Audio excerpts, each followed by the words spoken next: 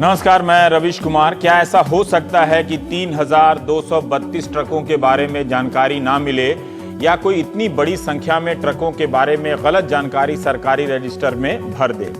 पंजाब में सीएजी ने एक रिपोर्ट दी है जिसे मार्च महीने के बजट सत्र में विधानसभा में पेश भी किया गया। सीएजी ने 2009 से 13 के बीच 3,319 ट्रकों का सैंपल लेकर उनके बारे में पता करना शुरू किया तो निराशा हाथ लगी, क्योंकि सिर्फ 87 गाड़ियों का आता पता लग सका, लेकिन इनमें से 15 ट्रक नहीं थे। स्कूटर, मोटरसाइकिल और कार वगैरह के नंबर थे। 3,232 ट्रकों का कुछ भी पता नहीं चला जिनसे अनाज उठाकर गोदामों में पहुंचाया गया। मंडी से जब अनाज उठता है गोदाम ले जाने के लिए तो बड़ी संख्या में ट्रकों का इस्तेमाल होता है।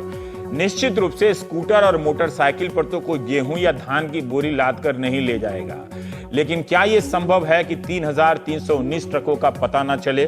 जब ट्रक माल लेकर गोदाम पहुंचता है तो बाकायदा उसके नंबर की रसीद कटती है। इतनी बड़ी मात्रा में क्या गलती हो सकती है? अगर हुई होगी तो फिर उस ट्रक ने उस रसीद के बदले पैसे कैसे लिए होंगे? यानी रसीद भी फर्जी और पैसे का भुगतान भी फर्जी।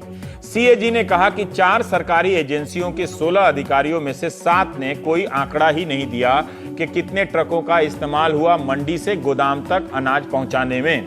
उनके नंबर क्या हैं, ये सब कुछ नहीं दिया। उम्मीद है पंजाब सरकार इन ट्रकों की तलाश कर रही होगी। अब आगे की कहानी से पहले आपको एक चार्ट के जरिए समझाता हूं। सबसे पहले भारतीय रिजर्व बैंक, इसके जरिए भारत सरकार पंजाब को पैसे देती है कि वो अपने यहाँ धान और गेहूं की खरीद करे। रिजर्व बैंक से पैसा या उसका आदेश पहुंचता है भारतीय स्टेट बैंक, जिसके नेतृत्व में 30 बैंक वो पैसा लेकर रेडी हो जाते हैं। अब भारतीय खाद्य निगम एफसीआई के लिए पंजाब सरकार अनाज खरीदने का काम शुरू कर देती है।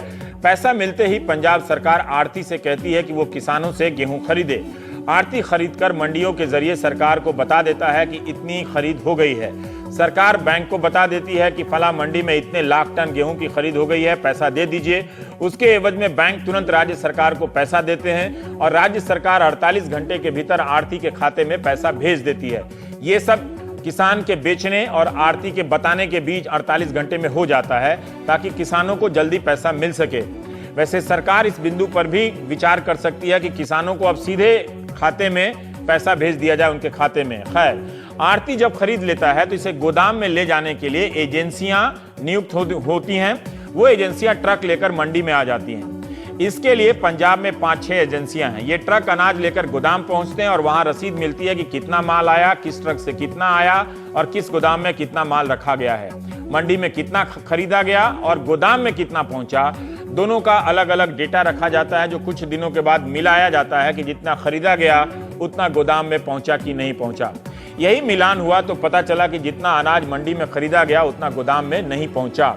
ये मैंने मोटा मोटी आपको बताया ताकि आप प्रक्रिया को समझ सकें। इकोनॉमिक टाइम्स ने और तमाम अखबारों ने इस पर कई खबरें छापी हैं। उनके अनुसार पंजाब में खरीद से जुड़े 30 बैंकों के समूह को 12,000 करोड़ के स्टॉक का हिसाब नहीं मिल रहा है। खबर आई है कि बैंकों ने पता चलते ही सीजन में खरीद के बाद भुगतान रोक दिया।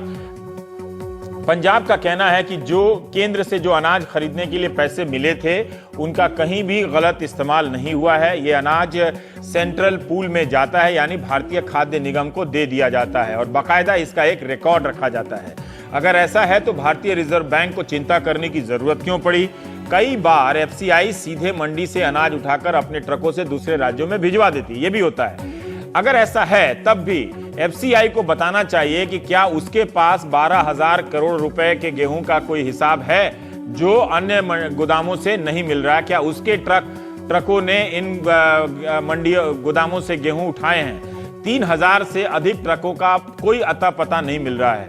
इस मसले को लेकर मुख्यमंत्री बादल ने प्रधानमंत्री से भी मुलाकात की है, लेकिन बैंक परेशान है कि इतना पैसा गया कहां? अगर सरकार के गोदाम में स्टॉक नहीं है तो कहां गया होगा? फिर पैसा किसे दिया गया?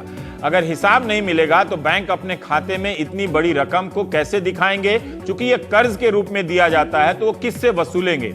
इकोनॉमिक टाइम्स के अनुसार बैंकों ने पंजाब से कहा कि पूरा प्लान बताइए कि कैसे आप इस पैसे का भुगतान करेंगे, स्टॉक का हिसाब कैसे देंगे, क्योंकि अगर यह हिसाब नहीं मिला तो बैंकों को, एक बैंक को कम से कम 1,800 से 3,000 करोड़ का बैड लोन, बुरा लोन घोषित करना पड़ जाएगा। लिहाजा अभी भी वो एक विजय माल्या को नहीं पकड़ पा रहे हैं। पंजाब में पता चला सैकड़ों विजय माल्या को ट्रैक्टर लेके ढूंढ रहे हैं, क्योंकि वहां तो गायब होने वाले ट्रैक्टर या बड़ी गाड़ियों से ही भागे होंगे इधर उधर। तो इकोनॉमिक टाइम्स ने एक और कई सीरीज छापी है। तो संगीता मेहता और सलोनी शुक्ला की रिपोर्ट के अनुसार भारतीय रिजर्व बैंक ने बैंकों से कहा कि उन्होंने पंजाब को जो कर्जा दिया है उसका एक बड़ा हिस्सा नॉन परफॉर्मिंग एसेट हो सकता है उनका। पंजाब सरकार को बैंकों ने अनाज खरीदने के लिए 12,000 करोड़ रुपए का लोन दिया था। सरकार, राज्य सरकार कहती है कि इन पैसों से अनाज खरीदे गए। केंद्रीय वित्त राज्य मंत्री जयंत सिन्हा ने भी माना है कि जो गोदाम में स्टॉक है और जितना होना चाहिए इसमें काफी अंतर है। अखबार के अनुसार सिन्हा ने विस्तार से जवाब नहीं दिया कि क्या ऐसा अन्य राज्यों में भी हुआ है, वहां भी इस तरह का अंतर है, 12,000 करोड़ का हिसाब नहीं मिल रहा है। तो उन्होंने वो सवाल का जवाब देने के बजाय ये कहा कि हमें व्यापक समाधान खोजने की जरूरत है। इसके कारण किसानों के भुगतान में बहुत देरी हो रही है। पंजाब में संगरूर जिले के आसपास की मंडियों में संकट गहरा गया है। हमने संगरूर की 3 मंडियों का हाल अपने संवाददाताओं से पता किया, संगरूर, धुरी और लहरा। यहां आड़ती और किसानों ने बताया कि गेहूं बेचने के 2 हफ्ते होने के बाद भी पैसे नहीं मिले हैं। आमतौर पर 24 से 48 घंटे में पैसे मिल जाया करते थे। संगरूर के आसपास 16 मंडियां हैं, हर जगह यही कहानी है। संगरूर की मंडी के एक आड़ती ने फोन पर बताया कि 11 तारीख की उनकी बोली लगी थी, मगर 20 अप्रैल यानी बुधवार तक पेमेंट नहीं आई।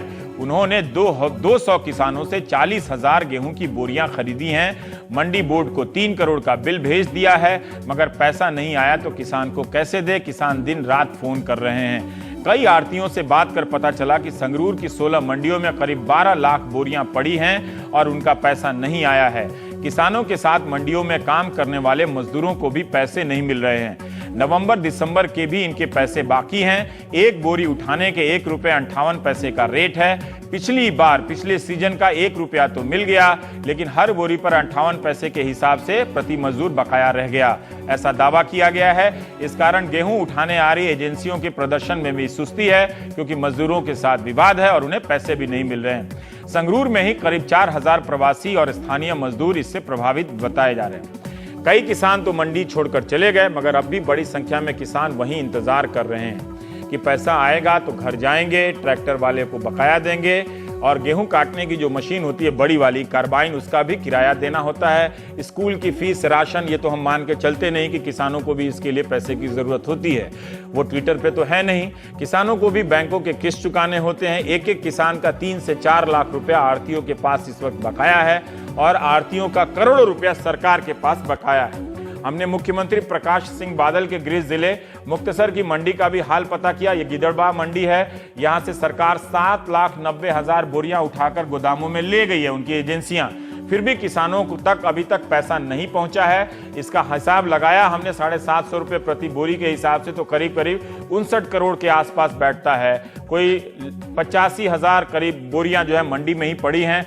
मुक्तसर और उसके आसपास 56 मंडियां हैं, 4 बहुत बड़ी मंडी है और 52 के करीब छोटी और मझोले किस्म की मंडियां हैं। हर मंडी की कमोवेश यही कहानी है। हजारों किसान 2 हफ्ते से पैसे का इंतजार कर रहे हैं। यहां भी आड़तियों का कहना है कि सरकार की तरफ से पैसे नहीं आ रहे। 20 अप्रैल के टाइम्स ऑफ इंडिया में रोहन दुआ ने लिखा है कि पंजाब सरकार ने अभी तक चावल मिलों से 1300 करोड़ रुपए नहीं वसूले हैं। ये सीएजी की रिपोर्ट में कहा गया है कि जालंधर, लुधियाना, संगरूर, मोहाली और फतेहगढ़ सहित कई मिलों से पता चला है उनका रिकॉर्ड देखकर कि जो स्टॉक है और उनके बदले जो उन्होंने बैंकों से पैसे ले लिए हैं उसमें काफी अंतर है। सीएजी के अनुसार मिलों को फायदा पहुंचाने के लिए पैसा तो दे दिया गया, मगर माल पहुंचा कि नहीं पहुंचा, ट्रांसपोर्ट के रेट में काफी अंतर है। ये सब बवाल है।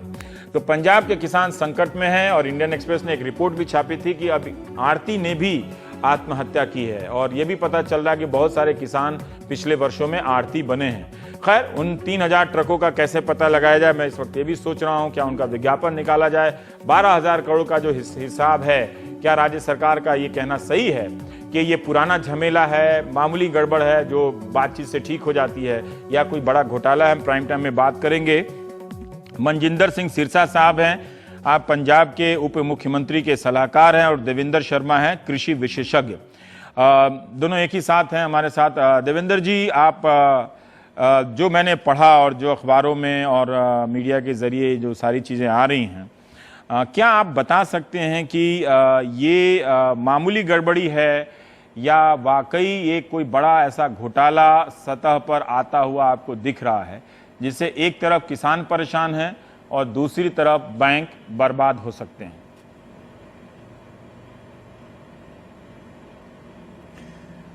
रवीश जी, जो आपने रिपोर्ट दिखाई है उससे बड़ा साफ नजर आता है कि भाई जो ये शायद ये जो जितना भी हम दिखा रहे हैं ये it is only tip of the iceberg, जैसा कि अंग्रेजी में कहा जाता है। और मुझे हैरानगी ये है कि ये पहले 15-20 साल से ये जो धांधलेबाजी चल रही थी ओपनली, वो क्यों नहीं आज तक पकड़ी गई है? और ये अब अच्छा हुआ कम से कम जो बैंक्स के साथ जो ये कंट्रोवर्सी उठी है उसके करके कम से कम फोकस तो आया है इसके ऊपर।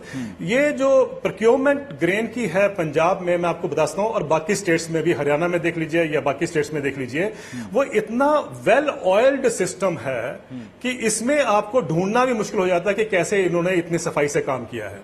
और आपको हैरानगी होगी कि मैं कई सालों से देखता आ रहा हूं, कम से कम 20 साल पहले भी मैं कहा करता है जब मैं एग्रीकल्चर कॉरेस्पॉन्डेंट था, कि मंडियों में जो इवन जो इंस्पेक्टर की पोस्टिंग होती है उसके ऊपर भी दाम लगते हैं।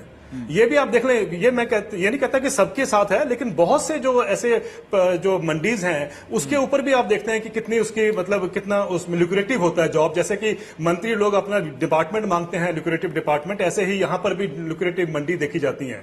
तो ये तो सिस्टम ऑपरेट करता आया है। और ये जैसा आपने कहा कि 3200 के आसपास ट्रक जो है वो मिले नहीं है, जिसमें स्कूटर के नंबर मिले हैं, मोटरसाइकिल के नंबर मिले हैं, इन सब से पता चलता है कि ये वेल एंट्रेंस सिस्टम है जिसके ऊपर हमें फोकस करने की जरूरत है। अफसोस ये है रवीश जी की एफसीआई जो है, अगर आप देखें सारे देश में जो उनका रीजनल ऑफिसेज हैं, तो उसके आईएएस ऑफिसर जो उसके बाई एंड लार्ज हेड होते हैं और जो चीफ होते हैं, और ये आईएएस ऑफिसर इतने सालों से उसके ऊपर हैं और नजरअंदाज किए हुए। हम सोच के चलते हैं कि ये गवर्नेंस के जो असली जो डिलीवर करने वाले हैं वो ये क्लास है आईएएस की, इन्होंने कैसे नजरअंदाज किया है ये समझ नहीं आया मुझे, इतने सालों से कैसे हो रहा था। तो कहने का मतलब है कि सारा इतना व्यापक स्तर पे ये है कि मुझे लगता है कि ये बहुत शुरुआत है और इस पे काफी अच्छी इन्वेस्टिगेशन की जरूरत है आज पंजाब में, हरियाणा में या बाकी स्टेट्स में जहां प्रोक्योरमेंट होता है, क्योंकि इससे किसान का कहीं दोष नहीं है। दोष उसके बाद शुरू होता है जब किसान अपना अनाज बेच देता है, तो वहां शुरू होता है। तो वो हमें लगता है कि इसको बहुत इन्वेस्टिगेशन करने की जरूरत है। ये कहीं यहां पर ना खत्म हो जाए कि आरबीआई ने अब 17,000 करोड़ रुपए दे दिए तो मामला ठंडा हो जाए। मुझे लगता है कि इसको और गहराई से देखने की बहुत जरूरत है। ठीक है मनजिंदर जी, मैं एक साथ 2-3 सवाल पूछूंगा, याद करके अगर आप तीनों सवाल का जवाब दे देंगे तो बेहतर होगा। क्या पहला सवाल कि ये समस्या इसी साल पैदा हुई है और इसी बार पकड़ी गई है, क्योंकि ये जो सीएजी रिपोर्ट है वो 2009 से लेकर 13 की बात करती है, तो इसका मतलब है कि इस बार पता चला है कि पिछले कई सालों से ये काम चल रहा है। ये जो 12,000 करोड़ का गैप है कि इतना पैसा दिया गया लेकिन इतने का माल हिसाब में नहीं मिल रहा। एक दूसरा सवाल मेरा ये है कि क्या ये सही नहीं है कि किसानों को 2 हफ्ते से पैसे नहीं मिल रहे हैं, उनका लाखों रुपए का जो बोझ है वो कहीं से इंटरेस्ट पे पैसा लिया होगा, वो ब्याज भी उनका बढ़ता ही जा रहा होगा। क्या ये 2 बातें सही नहीं है?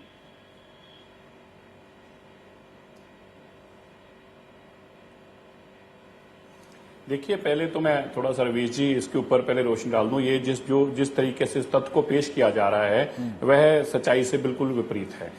पहले तो मैं आपको ये जरूर समझाना चाहूंगा कि विषय पैसा आना, पैसा जाना, अनाज आना और अनाज जाने का यहाँ पे सिस्टम क्या है, इस किस प्रक्रिया में आके कहाँ कमी आ रही है और किसके कारण यह जो खबर बनी है वो खबर बनी क्यों है। प्रक्रिया ये है कि जो गवर्नमेंट है, गवर्नमेंट ऑफ इंडिया है, फूड कॉर्पोरेशन ऑफ इंडिया है या गवर्नमेंट की और एजेंसी, वो सारे का सारा जो धान जो ये अनाज है वो खरीदती हैं। जब वो अब उनके पास गोदाम में माल चले जाता है, उसके बाद वो पैसा रिलीज करती हैं। क्योंकि जिम्मेदार को पैसा तुरंत देना है, इसलिए एक मेक शिफ्ट अरेंजमेंट है एक गैप को खत्म करने के लिए। वो ये है कि स्टेट बैंक ऑफ इंडिया जो है ये पैसा आरबीआई के कहने पे देता है। जब ये जैसे गोदाम में माल पहुंचता जाता है तो एफसीआई जो है बात तो मैंने बता दी है। ये जो प्रक्रिया है मनजिंदर जी, मैं रोकना नहीं चाह रहा था, ये प्रक्रिया मैंने बता दी। आपने जो पहली बात कही ये पूरी प्रक्रिया मैंने सुबह बता दी है शुरू में। मुझे इतना बता दीजिए कि हाँ, आप फिर से उस बात को मत दोहराइए, समय चला जाता है। हाँ ठीक है, बोलिए। मैं आ रहा हूं, मेरे को बोलने दीजिए, मैं आ रहा हूं। 2004 से अकाउंट्स रिकंसाइल नहीं हुए, 2004 से क्यों नहीं हो पा रहे? क्या विषय रहा है? विषय 2 हैं। पहला ये कि जो गेहूं है, गेहूं की ट्रांसपोर्टेशन का रेट है, मंडी की आड़त की फीस है, ये, और तीसरा जो जब ये गेहूं तुलेगा तब मॉइस्चर भी होगा, जब ड्राई हो जाएगा, ये 3 कंपोनेंट जो थे यह पहले कंसिडर किए जाते थे, लेकिन अब गवर्नमेंट ऑफ इंडिया की जो नई रेगुलेशंस आई उसके मुताबिक इनको नहीं कंसिडर किया गया। ये 3 एस्पेक्ट है। 15 दिन के अंदर सारा नाम उठाना है, इसलिए ट्रांसपोर्टेशन उस रेट, वो जो ट्रांसपोर्टेशन का रेट एक जर्नल में है। अब मतलब कब से? 2004 से। 2004 से अकाउंट्स रिकंसाइल नहीं हुए। ये कह रहे हैं कि 12,000 करोड़ का गेहूं तो अब या अनाज सूख गया मॉइस्चर से। देखिए, हमें यह भी पता चला है, आपकी एजेंसियों में जब फोन घुमा रहा था तो कई लोगों ने कहा कि एक बोरी में किसान का 1 किलो डंडी मार के ज्यादा रख लेते हैं। सुनना ही नहीं चाहेंगे मेरी बात को? नहीं, आप कहिए। हाँ, ठीक है, आपको मैं पूछूंगा ना कि 2004 से। मेरे सवाल आपका, हाँ बोलिए, सवाल आपका पूरा कर दूं। नहीं, 2004 से क्या मैं बता रहा हूं ना, 12,000 करोड़ का ना अनाज सूखा है ना कम हुआ है। 12,000 करोड़ रुपए एक अमाउंट खड़ा हुआ अनाज का नहीं है। इसके ऊपर जो इंटरेस्ट था, जो उन्होंने अपना मूल पैसा दिया 2004 ऑनवर्ड, जितना भी पैसा आता गया वो अपना अमाउंट के ऊपर इंटरेस्ट कैलकुलेट करते आ रहे हैं। अगर वो जितना भी इनको शॉर्टफॉल दिख रहा है, वो शॉर्टफॉल पैसे का, अनाज का शॉर्टफॉल नहीं है।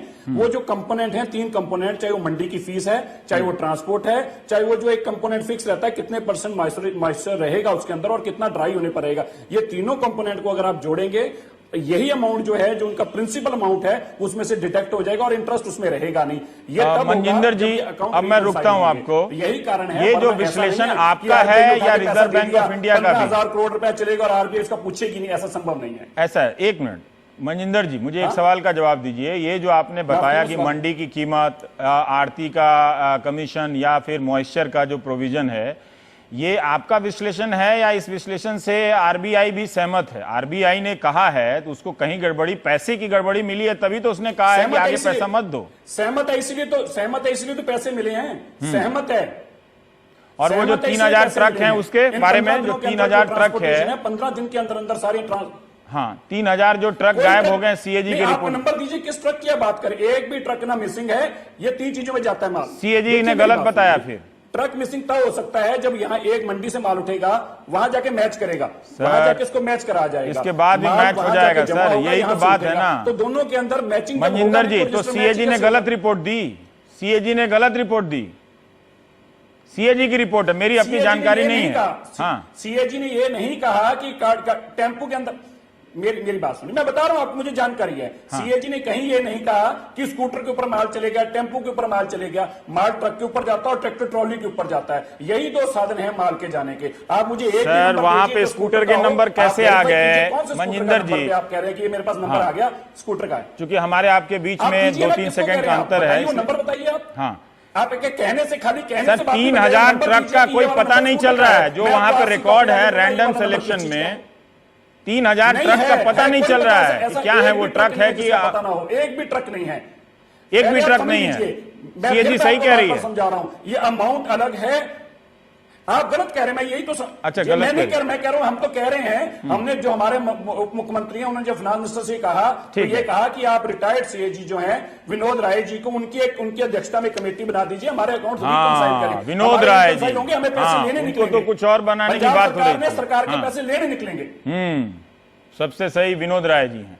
देवेंद्र शर्मा जी, मैं, हाँ ठीक है, तो आपको पता होगा। आपने कमेटी के अध्यक्ष का भी नाम बता दिया, ये बहुत अच्छा किया आपने, खुद ही चुन लीजिए।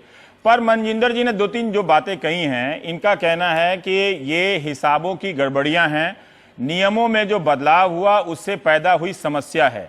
क्या ये समस्या अन्य राज्यों में भी पैदा हुई है? अगर आपकी जानकारी है तो ही बताएं। और जो मनजिंदर कह रहे हैं ट्रक वाली बात भी, उस पर अगर आप कोई प्रतिक्रिया दे सके तो अच्छा रहेगा, क्योंकि हमारे और आपके बीच में दोनों किसी को बता दें कि 2-3 सेकंड का अंतर हो जा रहा है, इसलिए सुनने में झटका लग रहा है। तो एक साथ अगर आप बता दें देवेंद्र जी, तो फिर मैं मनजिंदर जी के पास जाऊंगा। देखिए, इसमें 2-3 बातें हमें समझने वाली हैं रवीश जी की। एक तो यह है कि जो प्रतिक्रिया है प्रोक्योरमेंट की, वो पंजाब में हो, हरियाणा में हो या आंध्र प्रदेश में हो, वो कॉमन प्रतिक्रिया है, उसमें कोई नई बात नहीं है। वीट का मॉइस्चर, वीट का कई बार 18% हो या 14% पे लाना हो, ये सब बातें हर बार एड्रेस की जाती हैं। और ये अलग अलग इशू होता है, जिस टाइम भी हर साल में जो मौसम के ऊपर डिपेंड करता है, ये भी एक इशू है। लेकिन सबसे बड़ी इंपॉर्टेंट बात यह है कि अगर ये 2004 से चल रहा है तो ये आज तक रिकंसाइल क्यों नहीं हुआ और ये कैसे हो गया कि बैंक्स ने इस बार इसका बड़ा सीरियसली इसका उसको लिया है इशू को, और इतना इशू हो गया था कि चीफ मिनिस्टर को जाके प्रधानमंत्री से मिलना पड़ा कि भाई अब पैसा दे दीजिए अभी, वरना तो पॉलिटिकली अब इलेक्शन हम जानते हैं कि आने वाले हैं तो उस पर एक बड़ा बुरा असर पड़ेगा। और इसका मतलब साफ है कि कहीं ना कहीं गैप था जो क्लेम किए जा रहे हैं और जो सीएजी की रिपोर्ट में लिखा गया था, और ये एक बड़ा स्पष्ट बात आती है। सबसे बड़ी बात यह है कि भाई जो किसान, जैसा आपने पहले दिखाया था कि 1 अप्रैल से प्रोक्योरमेंट शुरू होती है, आज 16 तारीख, आज 20 तारीख हो गई है, लोगों को पैसा नहीं मिला है। और वो इसी कारण के कर देखा गया है कि हरियाणा में जो एडजॉइनिंग एरियाज हैं वहां पर प्रोक्योरमेंट बढ़ गई है। आप देखिए कि हरियाणा में कल तक जो है 50 लाख टन की प्रोक्योरमेंट होगी, जबकि नॉर्मली वहां 10 लाख टन की होती थी। तो यानी यहां के किसान जो हैं जाके हरियाणा में बेच रहे हैं क्योंकि उनको वहां पर इमीडिएटली कैश मिल रहा है। तो किसान को कैश की बहुत जरूरत होती है। और ये क्या कारण है कि हर साल ये होता आ रहा है? ये अगर ये इशू भी है रिकंसाइल नहीं हुआ तो पहले 6 महीने पहले क्यों नहीं हो जाता है? ये जब प्रोक्योरमेंट शुरू होती है तभी होता है। और ये पिछली बार भी हुआ है, जब धान के क्राइसिस था तब भी हुआ है, गेहूं का क्राइसिस था तब भी हुआ है, उससे पहले भी ये होता आया है। तो ये क्यों ये है जो सरकारें जो हैं इस तरफ सचेत नहीं है? अगर ये रिकंसाइल होना था तो पहले करा लेते, पहले भी हो सकता इतने 10 साल तो इस सरकार को हो गए हैं पावर में, तो क्यों नहीं ये पहले करा सके? मुझे समझ नहीं आता है। मनजिंदर जी, कहीं ना कहीं इसमें बहुत अनियमितताएं हैं और इसको एड्रेस करने की जरूरत है। सीएजी ने जो सवाल उठाए थे, सीएजी ने बहुत इंपॉर्टेंट सवाल उठाए हैं जिसका कोई जवाब नहीं। देखिए 2013-14 की रिपोर्ट है सीएजी की, और अगर सरकार चाहती तो उसका जवाब अभी तक दे पाती, लेकिन आज वो इशू उठ के आए हैं जब, जैसा कि आपने जाकर बैंक्स और इकोनॉमिक टाइम्स की रिपोर्ट के बाद, तो इसका मतलब साफ है कि सरकार ने उसका भी जवाब नहीं दिया है कि उसमें क्या क्या जो अनियमितताएं पाई गई थी। तो ये इसको बहुत ज्यादा गहराई से देखने की जरूरत है इस सारे इशू को, वरना ये इस तरीके से ही जो लेन देन है ये चलता रहेगा। अब मेरा 2 सवाल है कि मनजिंदर जी, बैंक ने इतना बड़ा फैसला लिया, किसानों को 15 दिन तक मंडियों में खड़ा कर दिया और पैसा नहीं गया। इतना बड़ा फैसला लिया, उन बैंकों ने या रिजर्व बैंक ऑफ इंडिया ने मध्य प्रदेश के बारे में, यूपी के बारे में, हरियाणा के बारे में तो ऐसा फैसला नहीं लिया। तो क्या ये मॉइस्चर की समस्या और 2004 के नियम की समस्या सिर्फ पंजाब को ही आई? और दूसरी बात, आपके सरकार की तरफ से और लोगों ने भी कहा है कि ये सेंट्रल पूल का अनाज है, वो सेंट्रल पूल में चला गया है। तो क्या आपके पास ऐसा कोई दस्तावेज है जो आप दिखा सकते हैं कि ये रहा 12,000 करोड़ रुपए का अनाज हमने एफसीआई को दे दिया? क्योंकि वो बयान आपने अपने आंसर में, जवाब में जिक्र नहीं किया है उस बात का। तो 2 सवाल का जवाब दीजिए, बैंक वाला और ये सेंट्रल पूल वाला। जी, दोनों आपने बिल्कुल यही सवाल हैं। अगर अब मेरे को एड्रेस करने देंगे, दोनों जवाब 1 मिनट में खत्म कर दूंगा। पहला सवाल आपका बिल्कुल यही कारण बन रहा है, आपके दूसरे सवाल से पहला सवाल खड़ा होता है। क्योंकि पहला सवाल बना ही क्यों? क्योंकि दूसरे सवाल में प्रॉब्लम जो इन्होंने बताया 14%, 15% जो मॉइस्चराइजेशन है, जब आप उस गेहूं को उठाएंगे, अगर वो 1 करोड़ 104 लाख मैट्रिक टन है तो वो कम रह के 90 लाख मैट्रिक टन रह जाएगा। उसकी जो 10%, 15%, 14% जब मॉइस्चराइजेशन आएगी, जो वो मॉइस्चर जो है वो उसके धान तब उठ के जाएगा जब ये सब कुछ क्लियर हो चुका होगा, उसका मॉइस्चर खत्म हो चुका होगा। उनके पास उतने मैट्रिक टन एफसीआई के पास माल नहीं पहुंचेगा जितने मैट्रिक टन प्रोक्योर किया गया था, क्योंकि उसके अंदर जो अनाज में कमी आई वो 14%, 15% आ गई।